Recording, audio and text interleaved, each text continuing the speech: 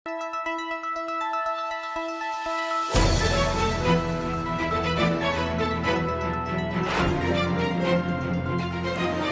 देख रहे हैं मुल्क का सबसे ज़्यादा देखा जाने वाला न्यूज़ चैनल सच्चाई न्यूज़।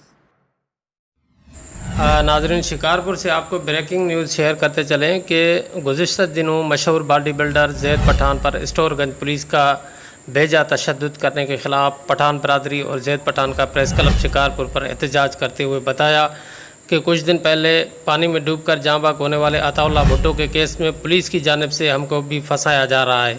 राजा पठान हमारे बरादरी से ज़रूर है, पर हमारा उससे कोई भी वास्ता नहीं है। बॉडी बिल्डर जैद पठान ने बताया, SHO ने गुज़िश्ता रात मुझे गिरफ़्तार करके मुझ पर तशद्दुद करते रहे और मुझे बेहोशी की हालत में HMB अस्पताल में फेंक कर फरार हो गए। तशद्दुद के दौरान मेरी नाक की हड्डी भी फ्रैक्चर भी आ गया।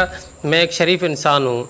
शहर में कितने नौजवान बच्चे मेरे शागिर्द हैं। मैं सुप्रीम कोर्ट और वज़ीर आला सिंध IG सिंध से मुतालबा करता हूँ कि मुतल्लिक़ पुलिस एहलकारों के ख़िलाफ़ कानूनी कार्रवाई की जाए और मुझे इंसाफ मुहैया कराया जाए।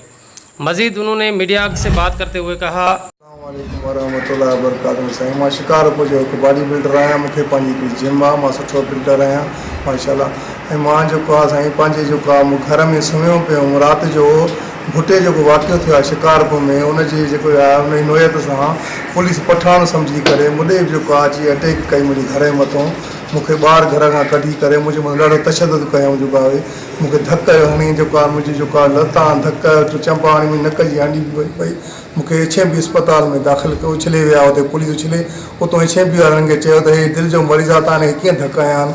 उतां जेको आहे ॿुधी करे स्टोरगंज थाणे वारो उतां भॼी हलियो वियो। उतां मूंखे रेफर कयूं। मूंखे HMB वारनि जवाबु ॾिनो। मूंखे लाड़काणे जेको आहे मूंखे मुंतक़िल कयो वियो, सखर मुंतक़िल कयो वियो। जेको आहे उते मां जेको इलाजु पंहिंजो वग़ैरह कराए मोटी आयुमि। जेको आहे मूंसां इंसाफ़ु कनि, मूंसां पुलिस ॾाढी ज़्यादती कई आहे, मूंसां नाइंसाफ़ी कई आहे। ख़ुदा रहा इंसाफ़ु कनि। मुंहिंजे कोर्ट सगोरी खे बि इतिजा आहे, सभिनी खे जेको आहे पुलिस बाला ऑफिसरनि खे इतिजा आहे त मूंसां इंसाफ़ु कनि। मूंसां SHO मुज़म्मिल ॾाढी ज़्यादती कई आहे, तशद्दुद कयो अथई। प्लीज़ ख़ुदा रहा इंसाफ़ु कयो वञे। जेको आहे अलाह पाक शुक्र। इहो पुटनि जो हिकु छोकिरो को लुड़ी वियो पाणीअ में, मुंहिंजे साले जा पुट, मुंहिंजी उन्हनि मां शादी थियल आहे। जंहिं वजह भुटनि बाक़ाइदे मीडिया जो नालो ॾिनो आहे कासिम पठान गुरेज़ी, काठन पठान सुपारीअ वारो। इहो मदद थो करे। मां हिन सां मदद कई बि इंसानियत ख़ातिर इंसान जी मदद ई कंदो आहे।